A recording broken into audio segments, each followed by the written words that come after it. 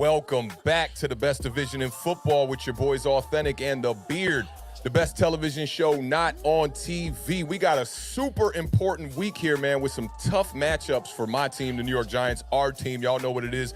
Giants Nation is in the building. And The Beard also has a tough matchup this week as well, man. The Giants are going to be headed to Minnesota to do some Minneapolis raps for your boy The Beard one time. They're going to be taking on those Minnesota Vikings.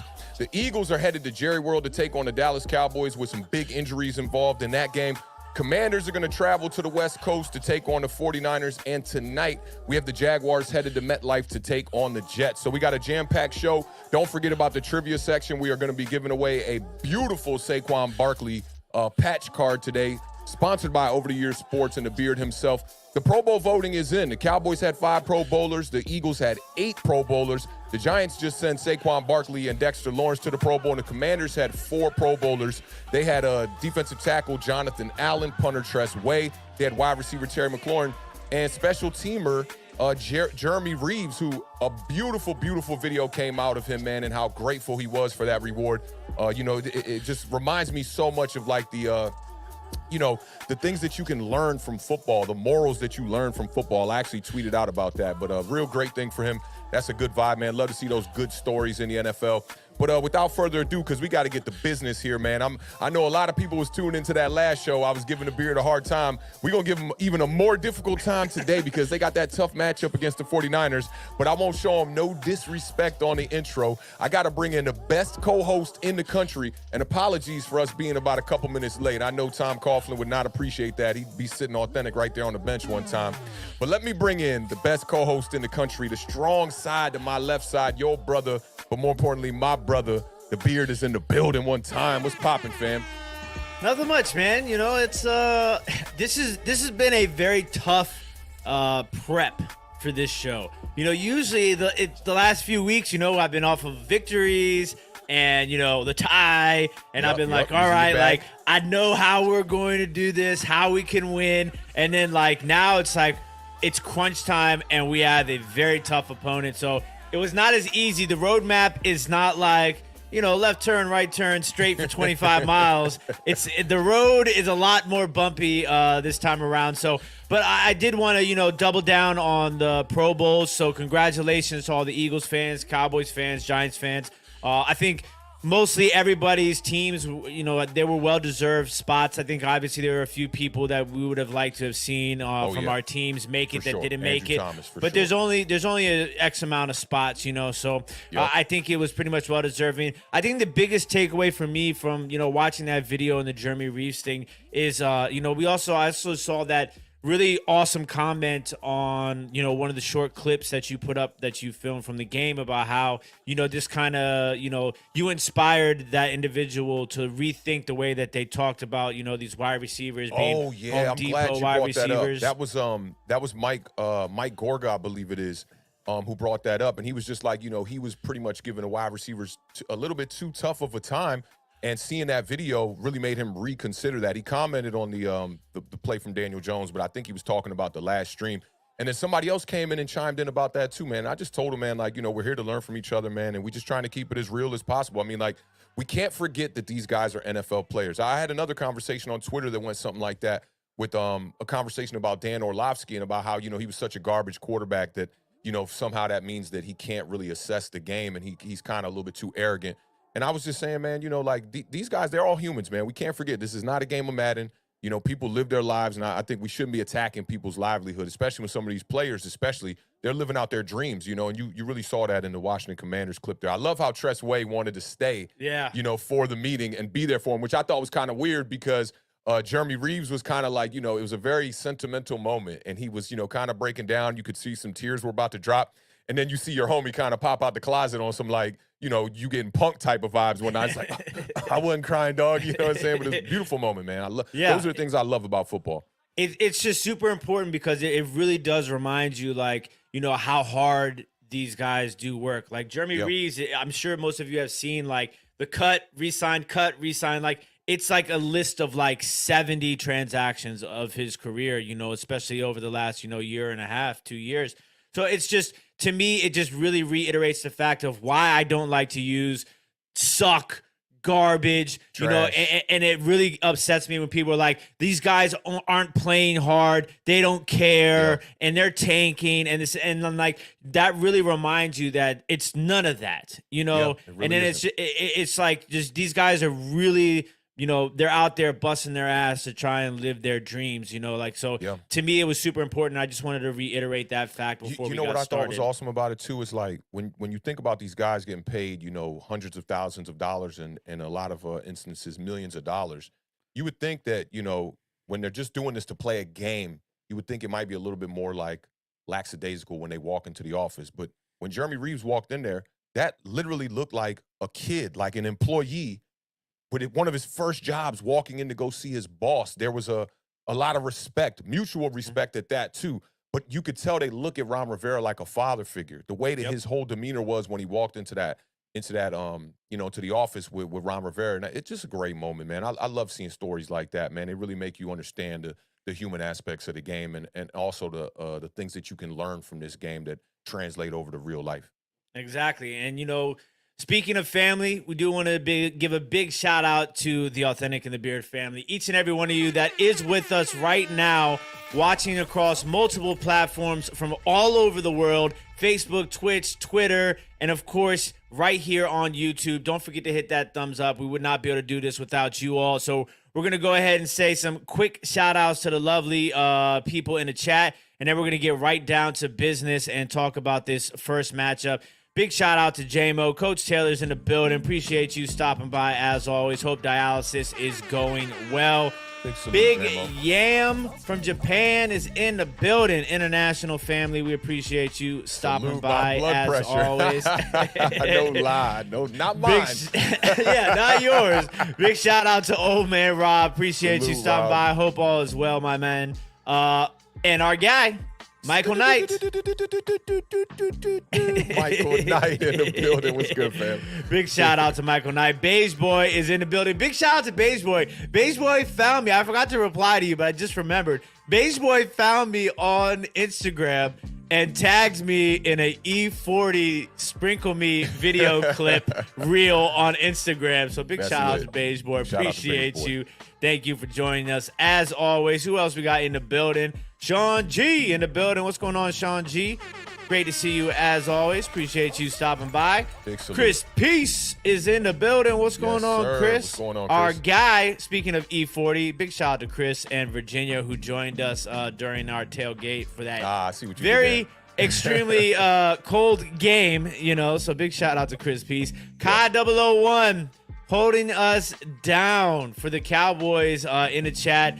Speaking of Cowboys fans, also Gregory is here as well. Big salute to Gregory. What's going on with y'all? With the Dallas fam in the building. What's good? Brandon Plays. Welcome. Brandon Plays. Brandon. Welcome. What's up, guys? Man. Welcome to the family. Appreciate you joining us. How about them boys is in the building? Says Giants pass rush is about to obliterate the Vikings line. Okay. And I mean obliterate. That is definitely something that we are going to touch on. You getting me hype right now, dog. That's what I'm talking about. That's what I'm talking about. How about the boys? Big scores there. Sebastian is in the building. What's going on, Sebastian? Sac passe, mon cher. Appreciate you dropping by. Ivan Philippe says, what's up, fellas? Let's go, G-Man. Sorry, Beard. Maybe next year for your crap manders. Crap manders. Appreciate you joining us, Ivan. Shout out Ivan one time. Big shout out to our guy, the one, the only, the man, the myth, the legend, Lucas, checking in all the way from Australia. We have always loved to see Lucas in the chat. Appreciate you joining us. Hope all is well with you and the family, up, my Lucas? Friend. Happy holidays, my guy. Happy holidays, Indeed. Yes. Oh, yeah, we'll see everybody before Christmas. We will see everybody before Christmas. Yeah. But big shout out to everybody else in the chat. We see you, Zach. Fabian's in the building. Carl's in the building. Bubs is in the building. Bubs in the building. What up, Bubs? There we go. Look, Virginia is in the building. Great to see you again. Virginia? Thank you. Kevin, the PRF, is in the building as well. I appreciate each and all of y'all being here. The PRF is in the building. What's going on, fam? La Mamba James, Waterfly, and Crypto Moves all in the building. Gang in the building. 420 gang is in the building. Crypto Moves. What's going on, fam? We appreciate all y'all rocking with us. 40 early in the building. Feels Ready to good. get to Feels it, ready to good. get Let's to it, man. do it. Let's We do got it. about a good hour before the kickoff on Thursday Night Football, so we definitely got to fly. Don't forget we got the trivia section with the beautiful Saquon Barkley patch card. Show them that one time real quick. Yes, this is a player-worn patch card. So this piece of jersey right here was worn by Saquon Barkley and put into a card. This is a special captain's card, Saquon Barkley. We're going to be giving that away today for any lucky Giants fan that wins. I need to go ahead and change up the trivia question and make it something that they can't win, so I can maybe take that one home. Yeah, Maybe when I'll make Awthentik a bot account real quick. when Awthentik asked me, he said, "Hey, so what's the card you're giving away again? Show me the card you're giving away again, so I can make the question." And I'm like, "Hold on, do you want to see the card to make the question? Or do you want to see the card to go through the authentic? I might want that card instead of giving it away procedural process." Yeah, that's a beautiful one, man. That's definitely man. a beautiful one. That would pair real nice with that Eli patch I got over here, man. Appreciate you, though, bro. All right, let's get right to it, man. We're going to start the day off with the Eagles headed to Jerry World to take on the Cowboys one time.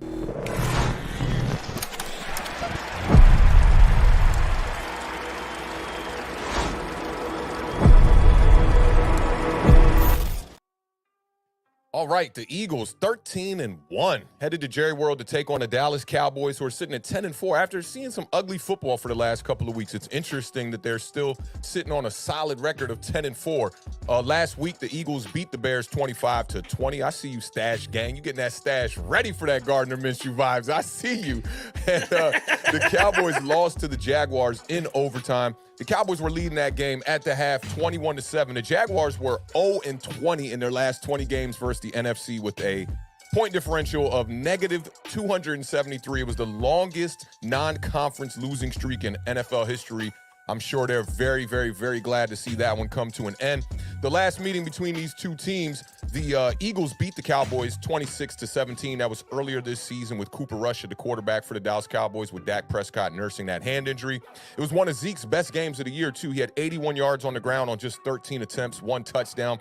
Tony Pollard was pretty quiet in that game with 44 yards on 11 carries. And Cooper Rush, this was the game where he kind of fell apart, man. He had 3 interceptions in that game. Jalen Hurts was just 15-25 for 155 yards, 2 touchdowns, 0 interceptions. And we know after last week's victory, Jalen Hurts is now the youngest quarterback in NFL history to start 13-1. But we're not going to have no Jalen Hurts. And by the way that the homie The Beard was twisting up the stash, you know what it is. Stash Gang is in the building. Gardner Minshew III will get the start. You like I said that, right? Yeah, it reminded me of back in the day when we first started talking about Gardner Minshew. Yeah. We didn't even know how to say his last name. Know how to say his name. So every time Awthentik says Minshew, it always brings me back. You like that. But, Gardner Minshew is going to get to start one time. On paper, I looked at this game and was looking at a lot of the way that these two teams rank. And before I pass this off to you, I know you want to break down some with the rushing with these two teams. These offenses and these defenses, they're very, very, very, very similar. So right now in total yards per game, the Eagles rank 3rd in the NFL with 394 yards per game. The Cowboys rank 9th. They're at 362.3 yards per game. When it comes to passing, the Eagles are ranked 11th in the NFL right now with 235 passing yards per game, and the Cowboys rank 17th with 217 yards per game through the air. Points per game, this is super close, man. The Eagles rank 2nd. The Cowboys rank 3rd. Eagles are averaging 29.4 points per game. I still think there's no team in the NFL that's averaging over 30 points per game. The Cowboys rank 3rd. They have 28.1 points per game. Third down offense, extremely similar. Eagles rank 3rd. Cowboys rank 5th. Red zone offense, the Eagles, y'all already know Jalen Hurts, the red zone maniac. Okay, they're obviously 1st in the NFL. They're converting in the red zone, getting touchdowns on 73.5% of their red zone attempts. The Cowboys are right behind them at 2nd in the NFL. They're averaging 71.7% of their attempts are touchdowns. Their pass defenses are extremely similar as well. The Eagles rank 1st. The Cowboys rank 3rd.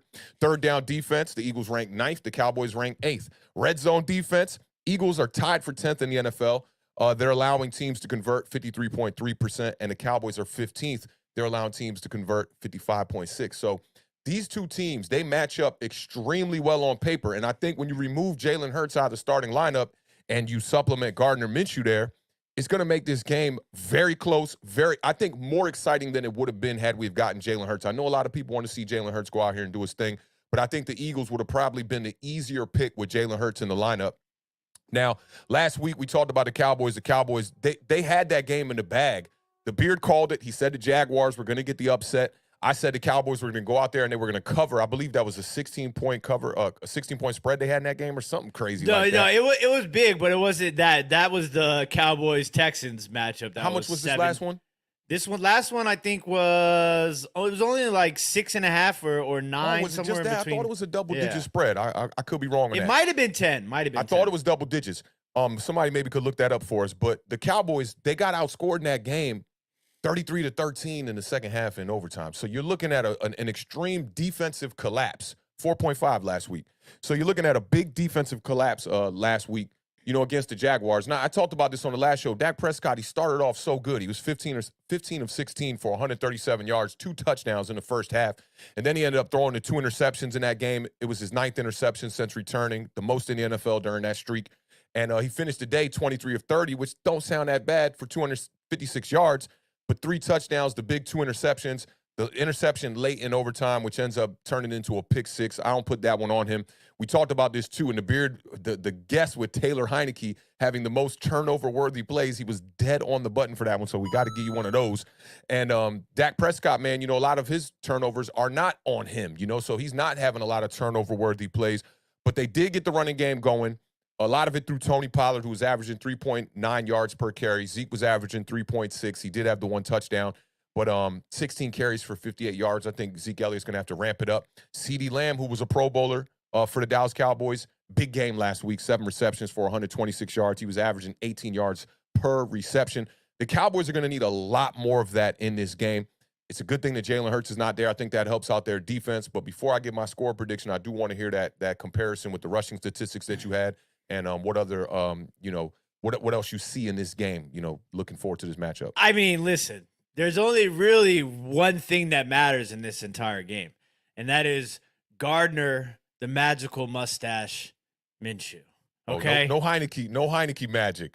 No. Gardner magic. We got some Gardner magic. The Gardner, the magical mustache, Minshew. Listen, I have been talking about Gardner Minshew since day one when he got drafted, and I've just always been a fan of this guy, and it's a shame how kind of things have worked out for him, but I think he's going to be a starting quarterback again in the National Football League. This guy, 63% completion percentage over his career. Now, obviously, that's a little bit skewed because he's at 50% this year because he's only thrown the ball a few times. His career touchdowns and interceptions, 41 touchdowns, 12 interceptions in his career. That's fire right there. That's fire. 93.9 quarterback rating career. So I mean, like, Gardner Minshew is he can play quarterback. It almost seemed like they tried to sabotage him that last year in Jacksonville. They kind of tried to sabotage him because they were trying to go a different direction, and it's unfortunate because you see that happen with a lot of quarterbacks in the league, and then they kind of just get lost in the sauce for the rest of their careers. I mean, you saw it happen with Brady Quinn, and I mean, obviously it's a little bit different of a scenario, but a lot of times you see that happen in these teams that draft these quarterbacks so frequently because they're so bad of a franchise. But another guy that's coming back for the Philadelphia Eagles in this game, Dallas Goedert. Okay, Dallas Goedert's going to be back. Dallas Goedert and Gardner Minshew have played in one game together. In that game, Dallas Goedert had 6 targets, 105 yards, and 2 touchdowns. I take it that game was not this year, right? That was last year, right? Yeah, I mean, hey, last year, this year, No, you can't say last year, this year because A.J. Brown has been straight up God mode for the Philadelphia Eagles. Oh yeah. I mean, listen, and they got weapons. I mean, we know they got weapons. They got Devonta Smith, AJ Brown, Miles Sanders. I mean, you could throw in any of those 2, 3, 4 running backs they got over there in Philadelphia, and you know how Boston Scott is literally a threat to score a touchdown anytime he's playing an NFC East team. People are not talking enough about Boston Scott on special teams on kick return. I mean, he's been doing damage. He had the big return against the Giants, and he had a big return last week too. But I really think, obviously the turnover differential, we already know that the Philadelphia Eagles, they smash in that category. They actually lead the league in interceptions this year with 15 interceptions. And we already talked about Dak Prescott and how he's thrown more interceptions since he's returned than any other quarterback during that span. And the closest quarterback is 4 interceptions away from the amount of interceptions he's thrown since he's returned. So it's definitely going to be a very big turnover sort of situation that you're looking at here. Now, the one stat that I did want to talk about that in comparison, because you guys already know I'm a big run guy. Okay, run the damn ball. That's my logo. That's my slogan. That's my motto. That's my mantra. That's my everything. Okay, so. Run defense, both of these teams are very similar. To go right back into all the similarities that Awthentik has already touched on, Philadelphia's run defense is 19th in the National Football League. They're giving up 121.1 points per rushing yards per game. Yards, yep. Yeah, and so Dallas's offense is 7th in rushing. They are going for 141.1 yards per game. Dallas's rush defense is worse than Philadelphia's, but not by too much. They're 25th in the NFL, giving up 133.1 yards per game. I got tied for 24th, but I got you. While the Philadelphia Eagles' run offense is 4th in the National Football League, 158.6 yards per game. So I really think it's obviously both of these teams run the ball better than they stop the run. I think it's going to come down to who, especially with, even though I'm super high on Gardner Minshew, he's still a backup quarterback and he's not Jalen Hurts. So I think that this game is going to come down to who can stop the run more efficiently than the other team. So I think that that's really what's gonna be the deciding factor here. Both of these teams can run the ball well. Both of these teams do not rely on one individual to run the ball. They rely on multiple people. So I think that whoever can run the ball more efficient in this game is going to win, and whoever can stop the run better is going to win. I think this game is going to be fun. I think this game is going to be close. I know the Cowboys fans came here to hear the Beard, give you guys, flowers, a pat on the back, gold star, blue ribbon, cookie with milk. But unfortunately, you guys are not Santa Claus. There's no cookies. There's no milk. But there will be a loss to Gardner, the magical mustache Minshew, and the Philadelphia Eagles. I think the Eagles win this game by a final score of 24-21. That 24-21, I want to ban 24-21. I just want to ban that score. It's the most predictable score on the planet. 23-20 then. 23-20. I like that a little better. You talked about the matchup between the both rush defenses and both rushing offenses here. I think the biggest thing we can take away from that, though, is that the Philadelphia Eagles are probably not going to have their number one rushing threat. And I know Miles Sanders has more rushing yards than Jalen Hurts does on the season, but we're talking about just about 750 rushing yards from Jalen Hurts this year. Yeah. That I think that would put the Eagles ranked a little bit lower than the Dallas Cowboys as far as rushing goes. The discrepancy between both of these teams in the run is only about 13 yards per game. So I think that it's going to yield well for the Dallas Cowboys. I've been picking the Dallas Cowboys now for 2 straight weeks. I picked them against the Texans. I know that the scoreboard says they won that game, but in my mind, they lost. They definitely lost that game. And then last week against the Jaguars, I picked them as well, and I think they lost that one as well. Going up against this Philadelphia Eagles team, I can't pick the Eagles to beat the Cowboys with a backup quarterback, even though they have one of the best backup quarterbacks in the league.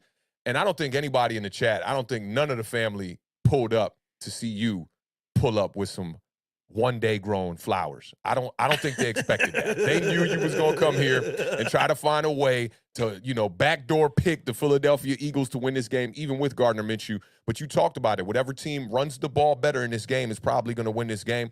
I'm looking at Tony Pollard and I'm looking at Zeke Elliott from last week. Very average games for them, and no big break run from Tony Pollard. I think he gets one against this Philadelphia Eagles defense. I'm going with the Dallas Cowboys in a super tight game here. I think this one's going to come down to the wire. I'm going to go 30-29 in favor of the Dallas Cowboys. And for those of you that are wondering, pull up for the parlay, and I'll give you guys a official Gardner Minshew stat line prediction. He's going to double down on the hate for the Dallas Cowboys on Saturday morning is probably when we're going to do our parlay. Saturday morning will be the parlay this weekend. All I could hear in my head was hate. Yeah, dog, that hater's ball. You out here looking like Charlie Murphy, dog. You out here looking like Charlie Murphy. But let me just see. I just want to catch up with the chat, man. Mine was way up. I see a couple of scores, 23-17 Dallas from the Beige Boy, 28-21 Eagles from Irish Rover, and 24-17 for Dallas in favor of Dallas for Gregory, who is a Dallas Cowboys fan. So I kind of expect that. Shout out to y'all. Let me see. How about them boys says he got us 26-17 in favor of the Dallas Cowboys. I like that. Bunch of close games. I think this one might be a little bit higher scoring than most people think. Yam says it's going to be a 21-21 tie. I like that. And Chris P says 14-12 for the Eagles. or for the Eagles. Yeah, so you're looking at, what is that, a couple field goals for the Dallas Cowboys, and that's about it. 35-17 Eagles. Dak throws 2 picks. Yeah, Dak Prescott's got to focus on that. You know, you got to get better at throwing the ball. Granted, a lot of this stuff's not his fault, but just play a little bit safer. I think that's the advantage the New York Giants have with a quarterback like Daniel Jones. He's not really turning the ball over. He's not putting himself in harm's way. Shout out to Sebastian. Facts. Wake up thinking about that hate. I have picked the Dallas Cowboys to win more games this year than lose, just so everybody knows. I mean, that's not saying much. They're here now in 2 seasons, back-to-back double-digit wins. You better be picking them to win more games. You don't want to look like you don't know what you're talking about. Yeah, exactly. I mean, I had them to finish the season with a winning record, so it's not all hate, ladies and gentlemen. You know, there is some realism to what I say. A lot of people just don't want to digest it, because I know as a Dallas Cowboys fan, it's a hard pill to swallow that you're going to, lose to the Jacksonville Jaguars, like I said, and then you have to turn around and face, Gardner, the magical mustache Minshew. It's not like you're facing, Nathan Peterman. This is a completely different beast here. I think that acknowledging facts while also dishing out shade, it's still dishing out shade. Just because you dished out a couple of facts, that doesn't mean you're not hating. Okay, that's a fair point. Valid. Those are just facts. I mean, Dallas Cowboys winning more games than they lose. Who picked the Dallas Cowboys to finish under 500? It probably ain't a soul on Twitter. And we know how ridiculous things get on Twitter.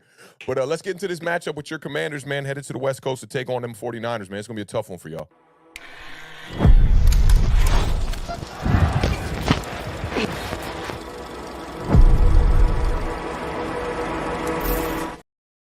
I was looking for your vibes real quick, because I know we gotta get this started off proper, right? All right, the 7-6-1. That record sounds so crazy. Washington Commanders are headed to San Francisco to take on the 49ers, who are sitting at 10-4. That sounds crazy, too. This game is Saturday at 4:05 p.m. Eastern Standard Time on CBS. Kind of interesting for our market. Normally see the Washington Commanders on Fox. Last week, the Commanders lost to our New York Giants 20-12. Shout out to the gang. We in the building. Y'all know what it is.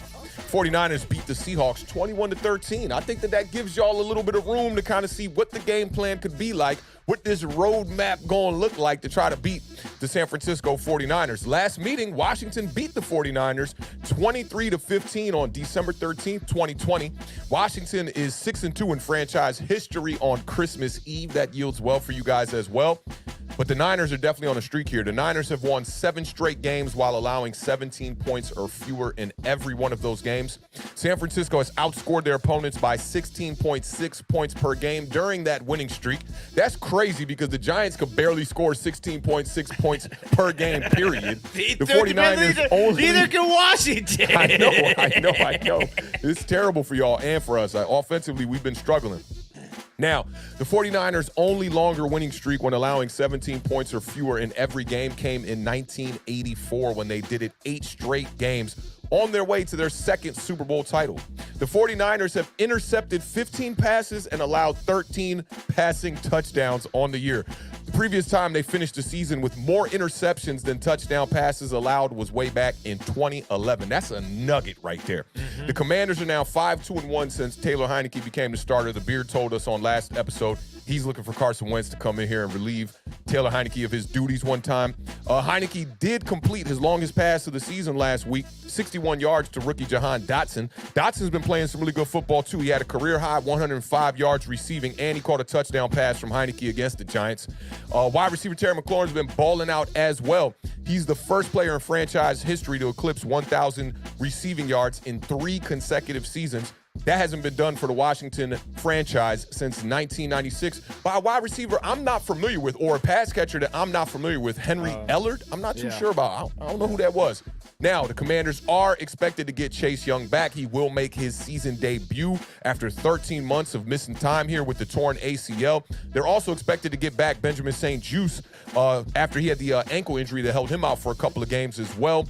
We're looking at Brock Purdy at quarterback for the San Francisco 49ers, who he's been playing some pretty good football since coming in for Jimmy Garoppolo. He's the first quarterback since Aaron Rodgers in 2008 to throw for at least 175 yards with at least 2 touchdowns and a passer rating of at least 115 in each of his first 2 starts. So I'm going to let you take over from here, Beard. You let me know what you see in this game.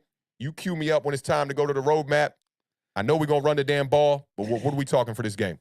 Well, listen, first of all, this is going to be a very tough game. I'm going to just say it right now. There's a very good chance that Washington loses by like 30 points. Let's just be perfectly honest with you. It's kind of very much how I felt when I was thinking about the Philadelphia Eagles game. Like, I knew that the possibility was there to get mollywopped, right? But I also knew that I believe in miracles, and I remember last time we went to Philadelphia on a Monday night, and like all of that, right? I it was Pennsylvania. Yeah.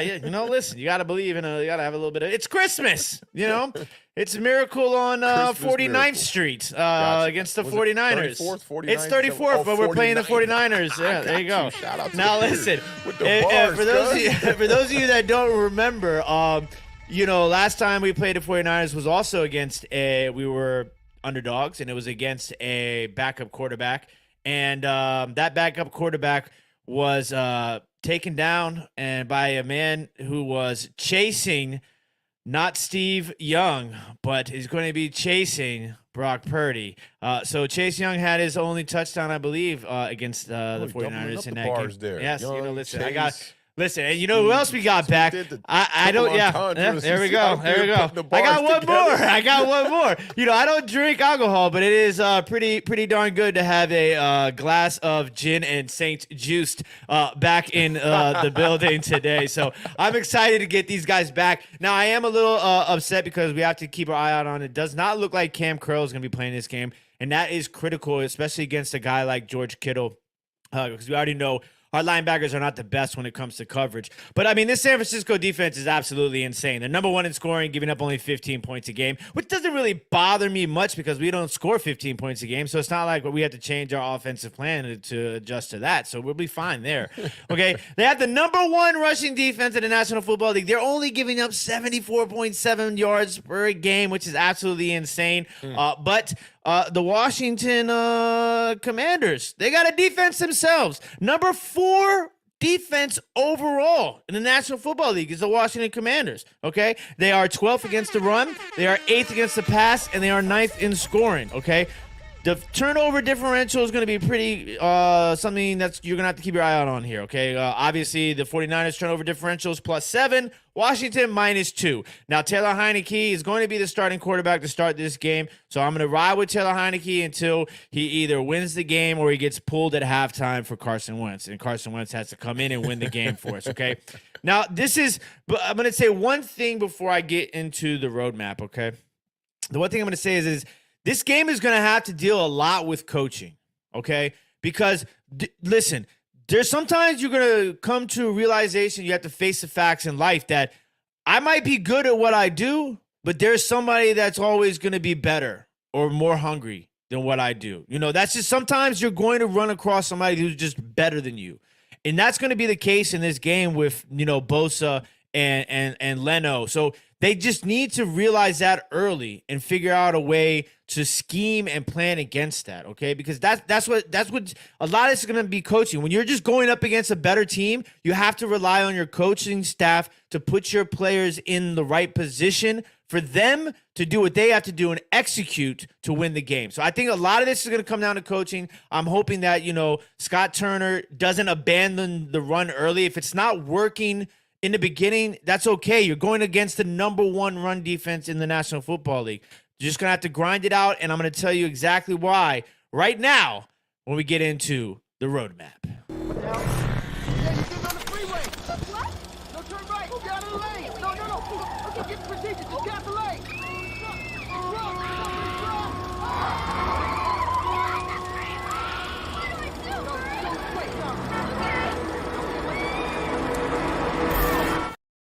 That's exactly how it's going to sound probably on Sunday, okay? I'm just going to be perfectly honest with you. All right, listen. Okay, we're going to have to control the clock. It's going to be a lot more difficult than said, all right? Because how do you control the clock? You run the damn ball.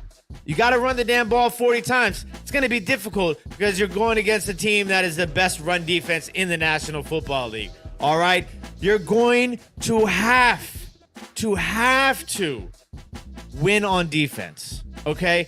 Your defense is going to have to win you this game. I hate to say it, but I don't see how Taylor Heineke goes out there and has this crazy offensive game that he hasn't had against any team, yet alone the best defensive team in the National Football League. So you're going to have to find a way to win this game on defense. Also, you're going to have to protect the quarterback, whether it's Taylor Heineke, Carson Wentz.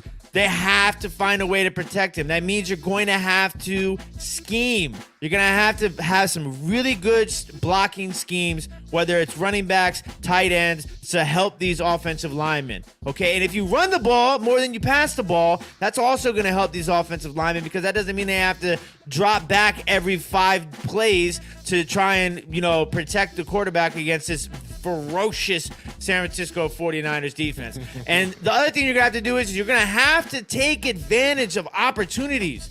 Shout out to Awthentik. The windows. To the wall. To the damn wall. Until you cross the goal line with that ball, because you have you just all these field goals and these 1 for 3s in the red zones. All of that is just not going to work. Now to the specifics. I sat down with a calculator and a magnifying glass.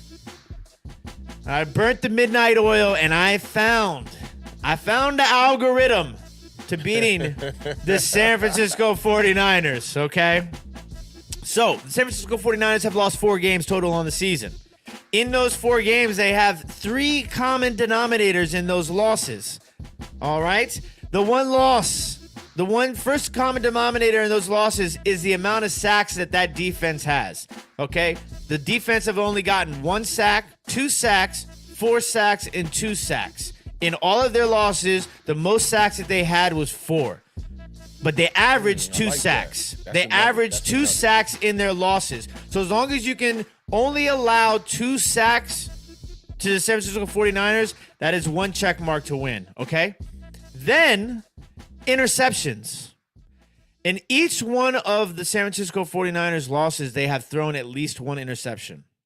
They have also turned the ball over at least 2 times and 3 times in 3 of the 4 losses. So they're averaging 1 interception in their losses and almost 3 turnovers in their losses. So the Washington Commanders defense has to get at least 1 interception and hopefully a total of 2 turnovers. The last common denominator in all the San Francisco 49er losses is the rushing yards allowed. They allowed 112 yards, they allowed 99 yards, they allowed 101 yards, and they allowed 168 yards. That's an average of 120 rushing yards allowed in each one of their losses. So if the Washington Commanders need to win, they need to get at least 2 sacks, 1 interception, 2 turnovers, and rush for at least 120 yards. And that is the unofficially sponsored by Waze Roadmap to Victory, presented to you by The Beard and Awthentik. You're the only one that's going to understand this. I'm going to give you my score, and then I'm going to back out because it looks like I'm having a little bit of trouble on this end. I can't. Yeah. So here we go. The Washington Commanders are going to win in an upset victory by a final score of 16-13. And I will be right back.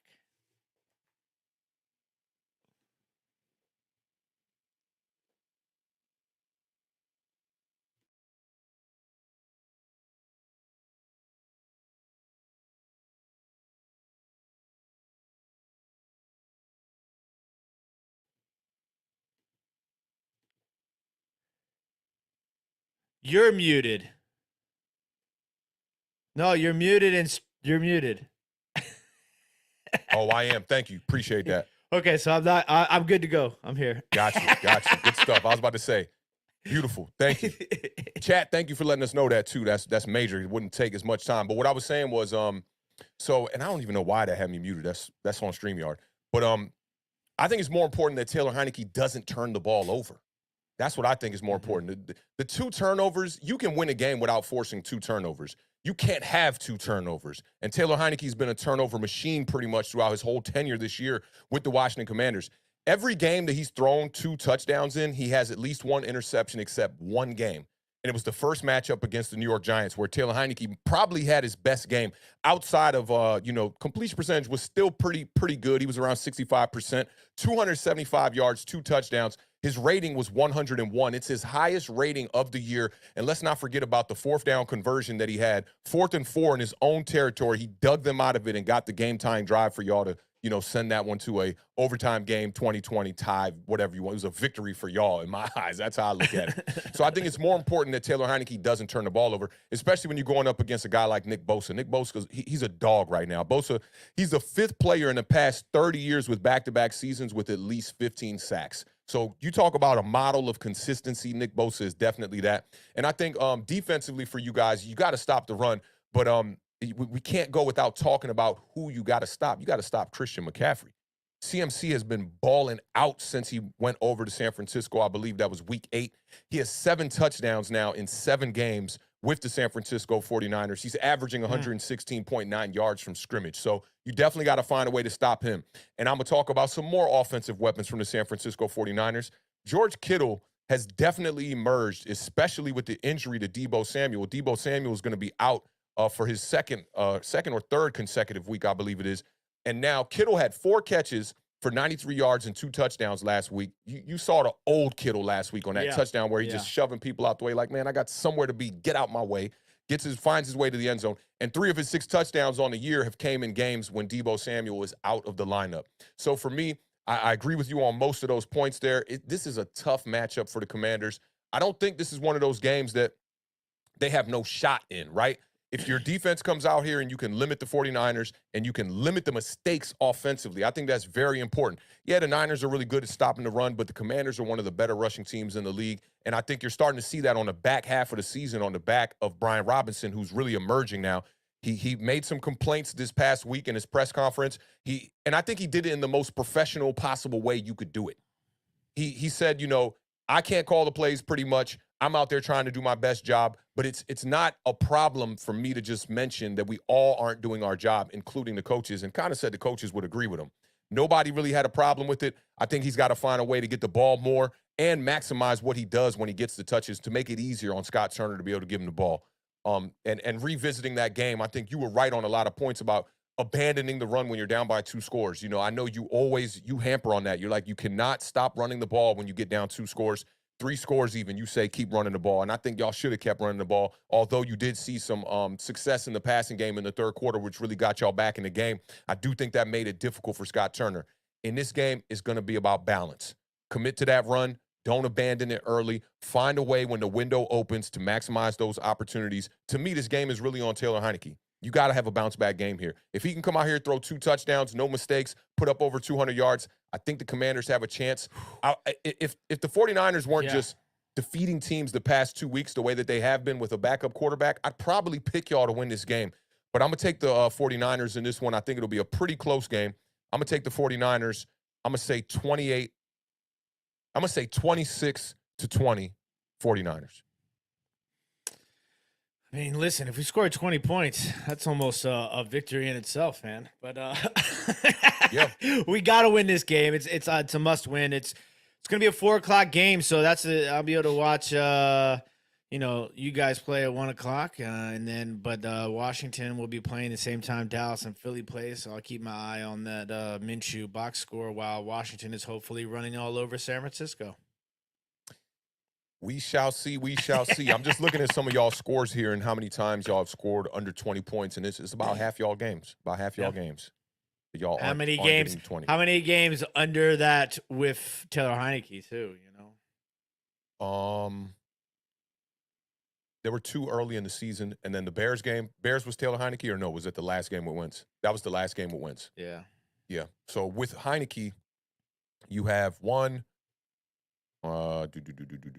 two, one with 19, 3, one where you got right to 20, and then against the Giants last week. So Heineke has 4. 4 of his games, you guys have put up under 20 points. So that's definitely a point of emphasis, no pun intended. You definitely have to score some points in this game to keep up with the Niners. But I don't think that Niners offense is like that offense we saw against the Bucs where they putting up 28 easy. I don't think it's like that. You got to find a way to limit CMC, get some pressure on the quarterback, and make this young kid, force him to make some mistakes out there. And I think y'all got a good chance. It won't surprise me if y'all win. It's going to be a big test on the linebackers because when you have guys like Kittle and McCaffrey, like those are the two type of dudes that will feast on linebackers. Yeah. Yeah, and San Francisco, man, their linebacker core is amazing. Is that who's that middle linebacker? Fred Warner? Looked like my homie Visto. He's a beast. He's a beast, man. All right, so what was your score for this one? I had 26-20. You had 16-13. 16-13. That's you looking at like a Browns-Ravens score. Okay. I like it. That's a true like Thursday night football type of score. All right, well, let's get into this. PRF. He says, I said, shout out to Kevin, the PRF. He says 20-3 at the half. San Francisco 23-20. Wentz almost brings us back. We shall see. I think it's a little bit too late to bring in Wentz. I just think it's too late. It's what's done is done, and Heineke got y'all back in the mix. It wasn't Carson Wentz that got y'all back in the mix. Them last couple games from Carson Wentz was caca, straight up. A different team back then. Different team back so. then. We'll save this conversation for a Tuesday 3-hour show. All right, well, let's get into this trivia section one time, man, so we can stop bashing the hopes for the Beard one time. I know he's really hoping they're going to win that game. So you said 16-13 though for San Fran.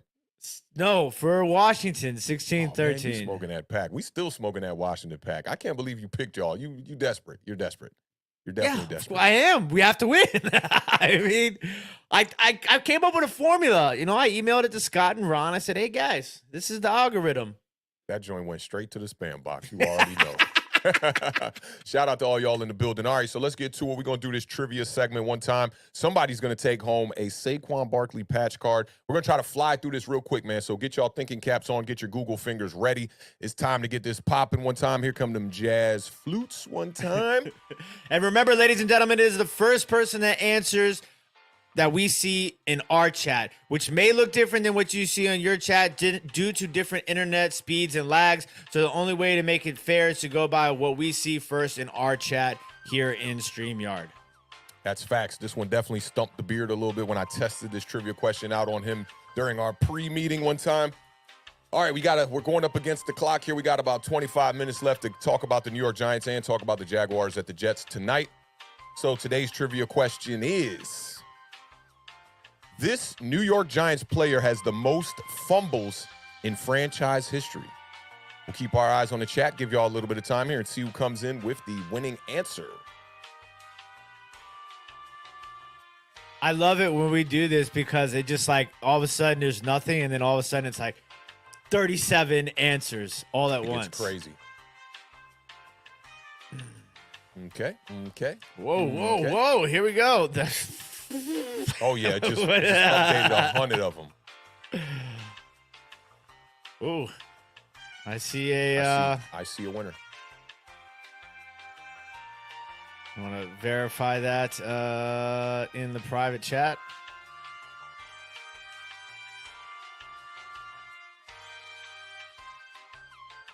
You typing with one finger over there? Yeah. I remember when I saw Mike Swan on his computer, he was using the mouse with 2 fingers. I'm like, bro, what's going on over here, dog? You living in the Stone Age, Mr. Flintstone? All right, that's who I saw was the winner as well.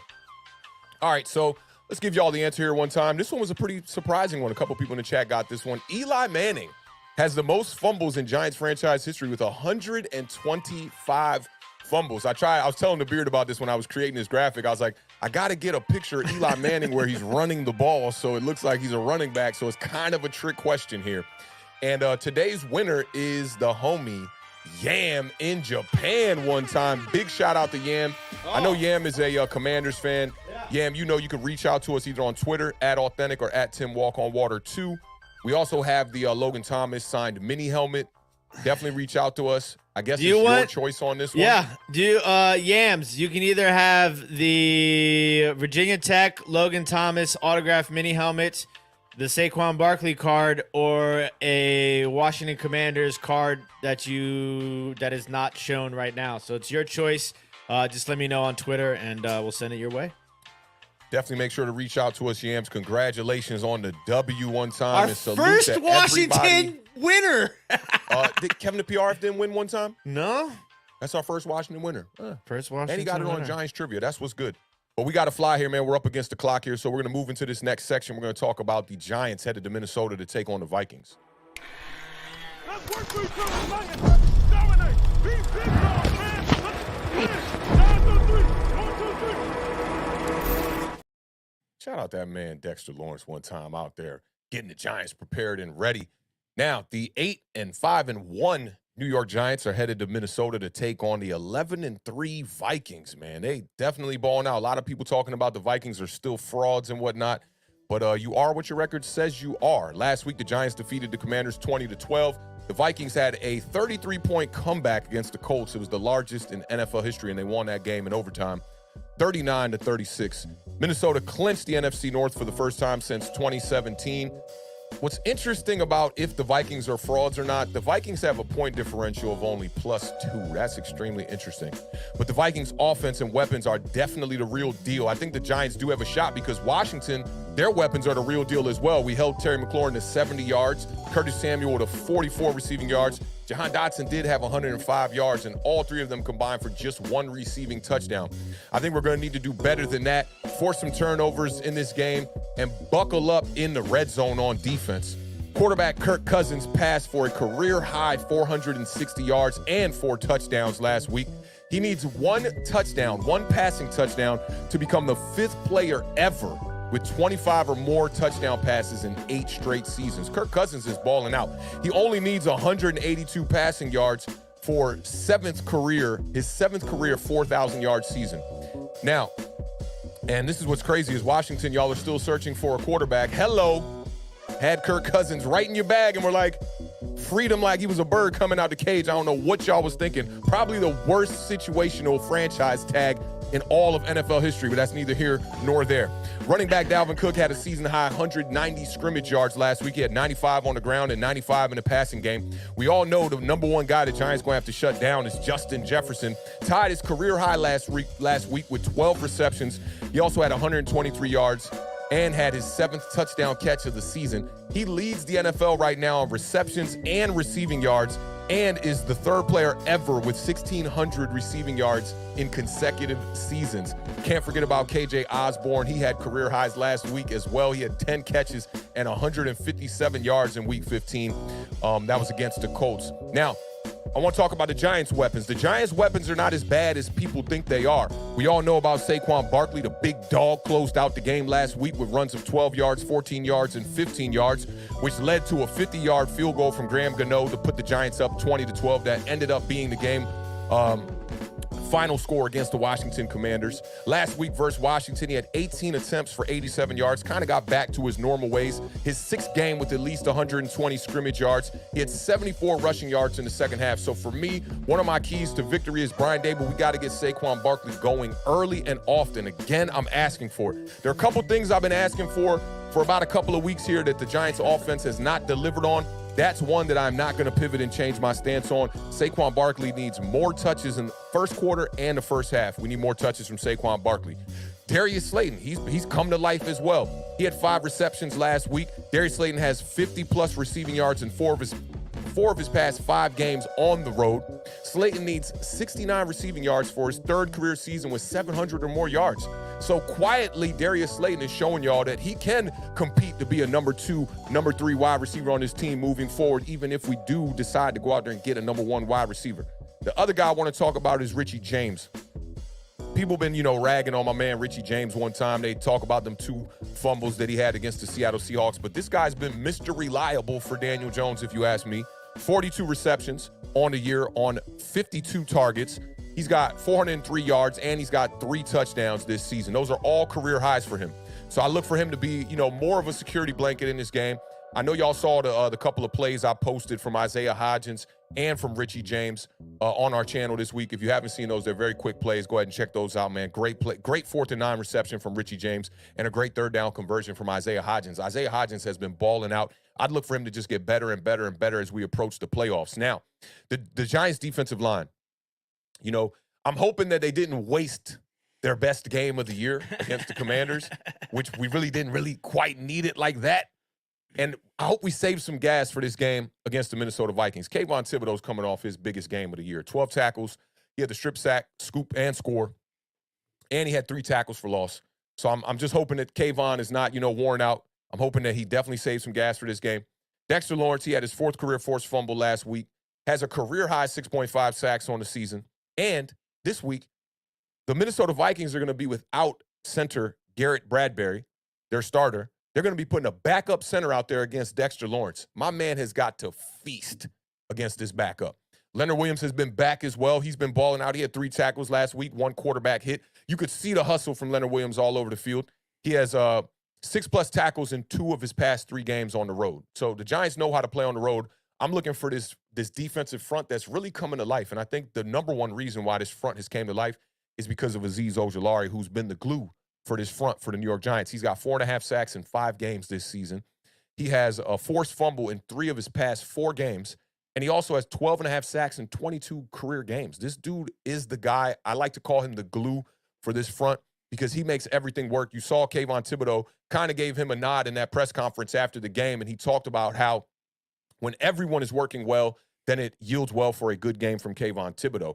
And when you see on the strip sack, I don't know if you saw the TikTok that's going around the internet. I saw the He video. pointed at him to let him know, make sure that your depth on your side is on the inside.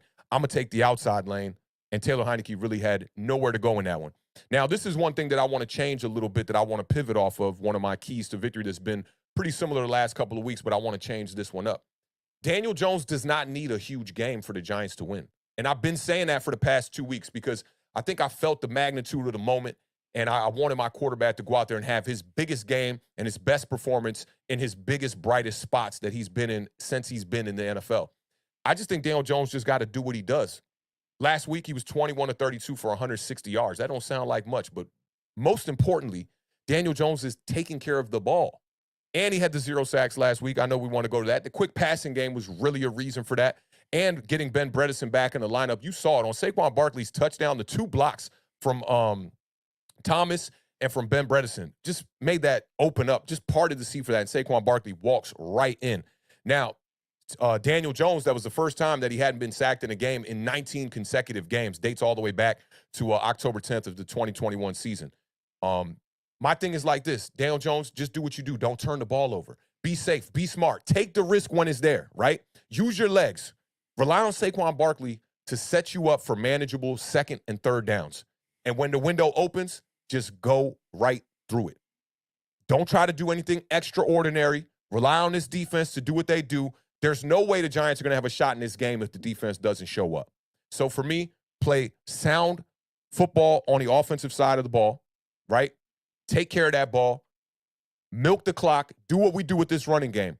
But if we have a shot at winning this game, we are going to have to get to Kirk Cousins.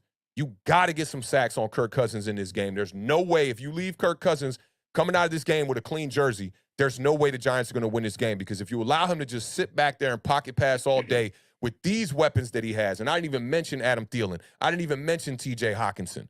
You got Dalvin Cook in the backfield, right? There's a lot of weapons to go around. The Giants defense, though, has definitely been stepping up with a bunch of depth pieces and a bunch of guys that they want to keep calling them no-namers on TV. I don't care what their names are. They're NFL players. They are of that caliber. They are cut from that cloth. I expect them to go out here and give this offense a chance. Just take care of this ball, Daniel. When the opportunities present themselves, take advantage of it, and the Giants will have a shot in this game. I'm going to pick the Giants to win this game, and I think it'll be an extremely close game. We know the Giants have not been scoring a ton of points. The only way they win this game is if we keep it low scoring. I'm going to go with a final score of 23-17 for the New York Giants. This was tough for me. This was really tough for me because I think that the Giants have the formula to, when I say they have the formula, they have the players and to use a formula to beat the Minnesota Vikings. And I think that the defense is playing at a level at the right time of the year too. And you talked about getting to Kirk Cousins. It's absolutely 100% the first thing I have on my paper right here. Because Kirk Cousins generally, although he has done better against blitz, I mean, what did the New York Giants do? They blitz, right? So there are instances where Kirk Cousins has folded completely. That's the thing. He's one way or another. He's either going to slice you up when you blitz, or he is going to fold under pressure against the blitz. It's very inconsistent on what he does when he's under pressure. So I really think that if you can get to Kirk Cousins, you can eliminate a lot of stuff. But the point is that eventually they're going to find a way to score points. With all of those weapons, it's just good. That's how it works. You know, like you can stop them, tell stop that them, to the stop Dallas them. Cowboys. What do you mean? You remember how that game went, right? How many touchdowns they had in that game? Listen, that was an anomaly. Right. That was an anomaly. You know, there's anomalies in the NFL, okay?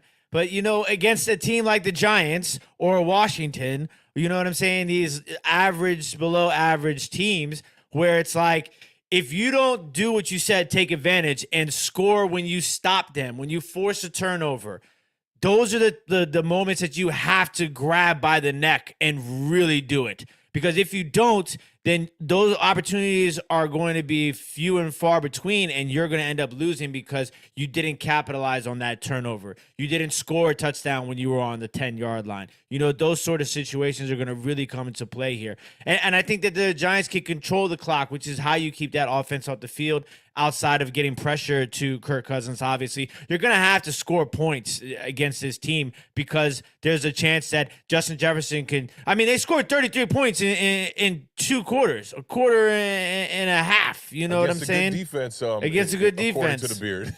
It was. They had him shut down in the first half.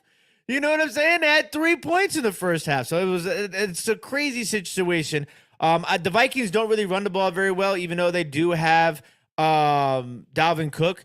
The Vikings are 28th in run offense. They're only averaging 95.4 yards per game. So I think that kind of gives you a little bit of an opportunity to game plan more so towards Justin Jefferson in that passing attack. The Vikings do average the 5th most points per game in 24.9 points per game. So you're going to have to find a way to get them below that. I think that the Giants do find a way to win this game. You already know I have believed that the Minnesota Vikings are a good team. I do not believe they are an 11-3 team. I think the New York Giants just call us average or below it. Yeah, you know that. Both of our teams are not good. Yeah, so I'm just saying you're matching up an average or below average team versus a good team. Yeah. That's what you said. But you picking us, right? You picking us. I mean, you're slowly changing my mind with the way that you're trying. I'm just going off what you saying. I mean, it almost contradicts itself. It's no, like because they're not a great team. They're a good team, but we know that the Giants and the Commanders are average or below average, but you're picking the Giants. Yeah. You don't have to be great to beat good. You can be average or below average and beat good. You can be average and below average and beat great. That's why Al Pacino. Did the Texans beat the Chiefs earlier this year or something? They did. Well, no, the Colts beat the Chiefs. The Texans beat the Colts. You know, the team's losing to these weird games all the time. But that's why Al Pacino walks the sideline. That's why Jamie Foxx throws the pigskin. Okay? And let's keep it funky, though. Al Pacino, he wasn't jack shit without Jamie Foxx. He was about to lose a bunch of games without Jamie Foxx. Being stubborn, trying to play Cap Rooney. Traditional pocket passer bum with a disc problem in his back or whatever it was. I'm going to take the New York Football Giants to win by a final score of 24-23. And you know who else is going to pick the New York Giants to win? I mean, he plays for the team, doesn't he? Tuto! For the $4.99 Super Chat says massive salute and respect to Awthentik and Beards and all diehard Giants fans in the house. Merry Christmas, Salute, everyone, man. And God bless. Please stay safe. Salute, Italy. Shout out to Tudo. Italy. Appreciate you, Tudo. And for the official score of Tudo, shout out to Tudo for the $1.99 Super Chat. Says New York Football Giants 23, Minnesota, Minneapolis,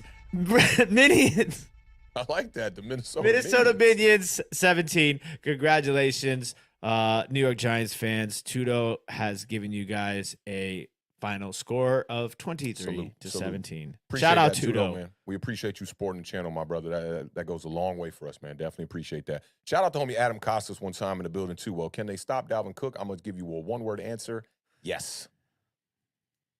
You got to. If you got Dalvin Cook churning with the rest of that offense, it's gonna be. And I think they will come out and try to establish the run because the Giants have been not too great against the run this year. So I do think they're going to try to establish the run first, and then they'll try to rely on that passing game if things get a little dicey for them. But I think they're going to give us an opportunity in the first half to hang around. We'll see. So you had what was your score there? 24-23. 24-23. I think I had 26-20. No, I didn't have 26. That's too many points. I had 22-17, I think. We'll go back and check the tape on that one time. All right, so we got one more game to talk about, man, the Thursday night matchup. This one's going to be between the Jacksonville Jaguars and the New York Jets one time.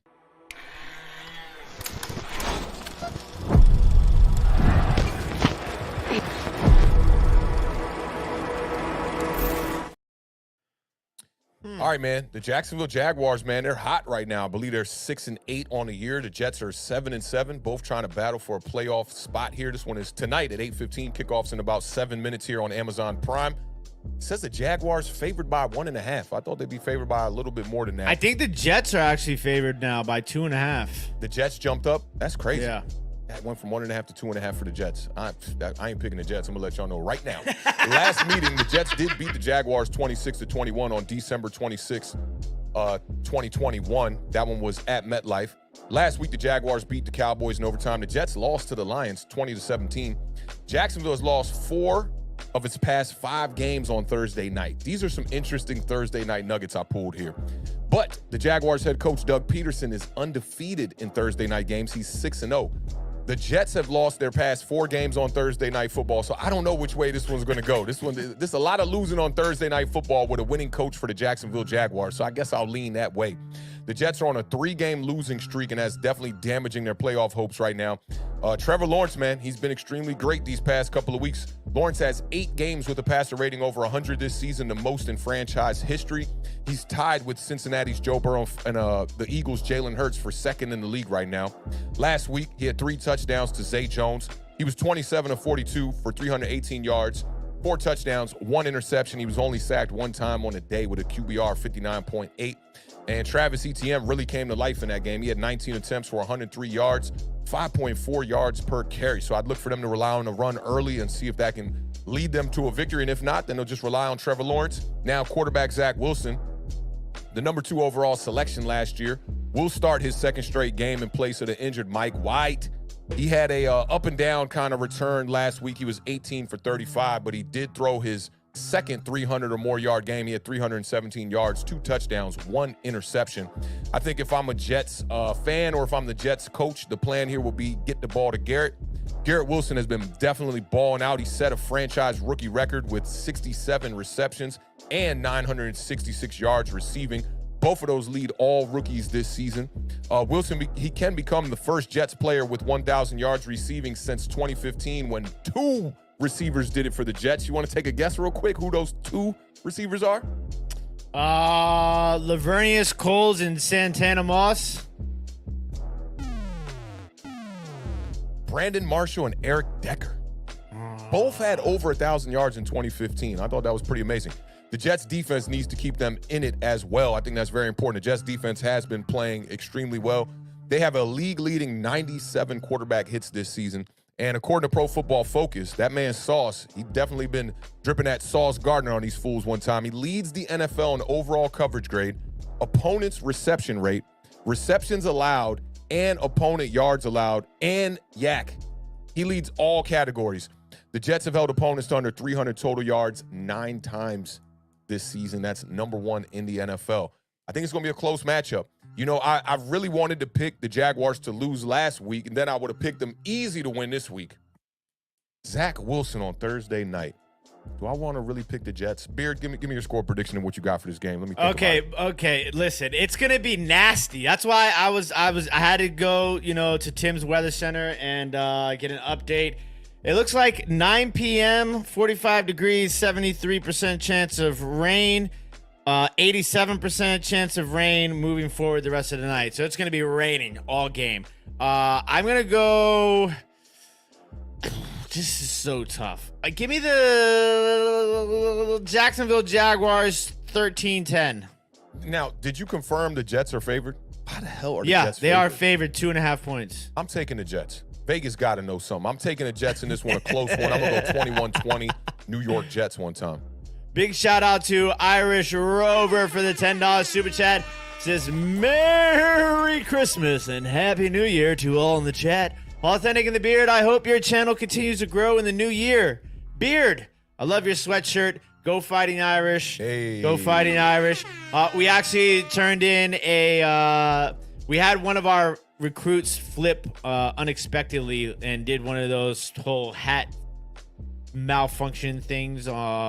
And it was a very bad sight for Notre Dame fans. But we turned in a top 10 recruiting class in the entire country on signing day. So shout out to Notre Dame and the Fighting Irish. That's what's good. Big shout out to Irish Rover one time in the building, man. Been seeing you in a lot of the streams. Appreciate you pulling up, man, rocking with the fam and supporting the channel. That definitely means a lot. Happy holidays to you as well. Adam Costas, I think you were a little bit behind. He said Decker and Marshall. I see he got it on point, though. Big salute to Adam Costas. And big salute to all of y'all, man, for rocking with us tonight, man. We made it. We right on time. We got 2 minutes to spare before kickoff. I'm going to maybe get a second dinner here for the second time today. And just get ready for this game, man. Pull this up on Amazon Prime. So I'm taking the Jets. You taking the Jaguars? Yeah. As much as it pains me to, go against my team and my guy, T-Law. Go with my team and against my guy, Zach Attack is back, Jack. Oh, God. I can't wait till that's over. I can't wait till the Zach Attack is back and it's over.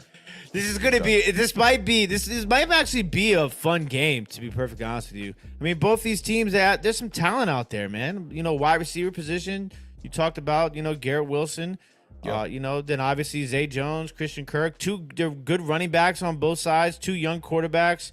The Jets defense is a little bit better, so it's going to be interesting. Obviously, the weather's going to play a little bit of role. But that's why both I think these it could teams, be a very ugly game because of the weather. Yeah.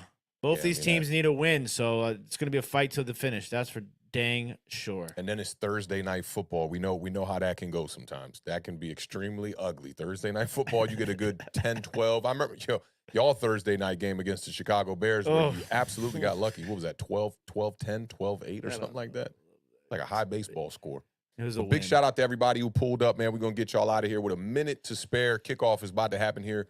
On Amazon Prime. Make sure y'all check out the performance afterwards. If you refresh your Amazon Prime, those performances have been just incredible, and it's like being at a real show. So big shout out to Amazon Prime for changing the way and the format that we've seen, we've been accustomed to for football.